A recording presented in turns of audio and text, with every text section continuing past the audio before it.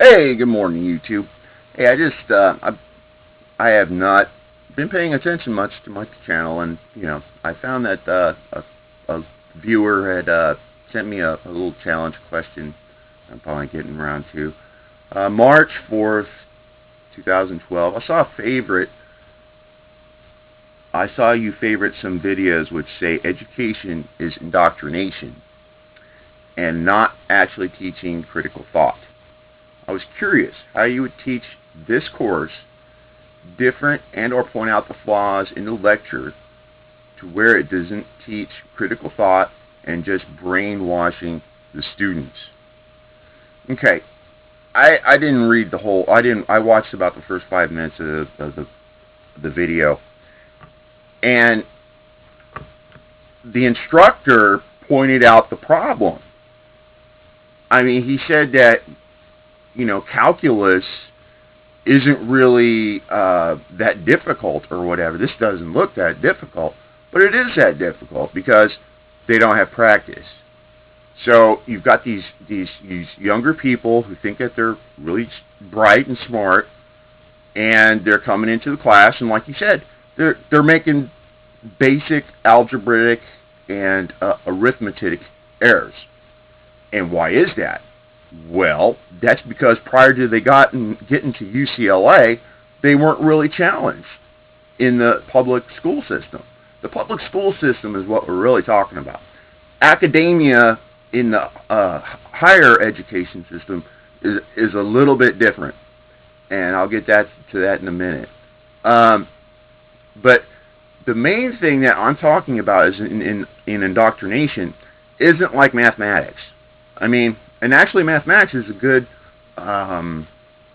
place to start because unlike some of the other disciplines in science, like physics, history, literature, these are more subjective, and the subjects I'm talking about, because you can't go back in history and change the equation to where 1 plus 1 equals 3.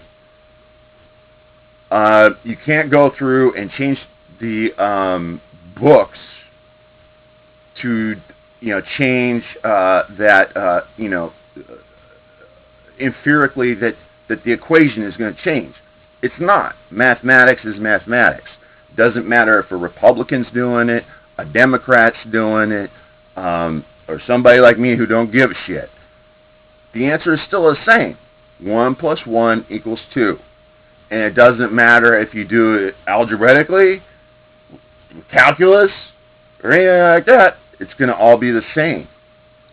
So the thing is that we're not exercised in thinking as much as we should. And we're taught that at a very young age. I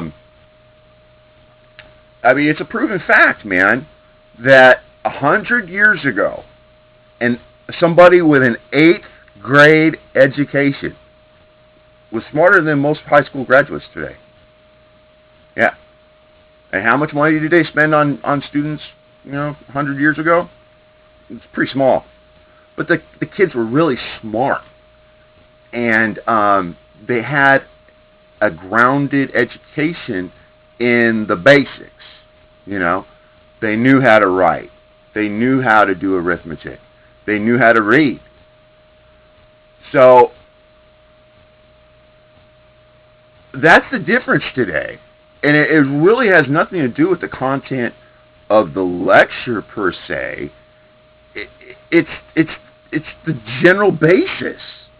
I mean, you're taking idiots, and just because they're able to massage out some kind of superior score because the scores have been lowered and lowered, the thresholds have been lowered and lowered, so we can get these bright kids to go to college, but they're not bright. I was a Navy recruiter, man, in Springfield, Missouri, from 1995 to 1997. And it was truly horrifying to have some young man or young lady walk into my office wanting to join the Navy, and it's like, okay, great, okay, good, you're not, you don't have any moral, you don't have any law violations, and oh, you got a diploma, that's good, check, check, check. They're looking great. Send them to the back room to do the practice ASVAB. They fail. They have a high school diploma, and they cannot get a 32 on the ASVAB. Now, that's the problem. That's the problem with the education system, the indoctrination system. They are not teaching the basics. Now, they'll teach you all kinds of weird stuff, like, they want to bring into the classroom now, sex education, and, they want to start treating, we're going to start teaching creationism or Darwinism or whatever. We're gonna bring that into the freaking classroom now because that's better. Well, no, it's not better. We need to go back to the curriculum that those kids had 100 years ago, where they were spending very little money and the kids came out functional, at least functionally literate. And when you're talking about other disciplines in academia, I just like to use astronomy for an example. The creative thought is the establishment itself, because there are wonderful theories out there that really explain things. One of the ones that my personal favorite is the electric universe. The electric universe explains a lot of the flaws in other physics and astronomical theories. But are you going to find somebody teaching this course at UCLA? No, you're not. So that's one place where I would say that academia is losing it, because they have their little clique, and it doesn't matter if their theory or how, like economics or anything.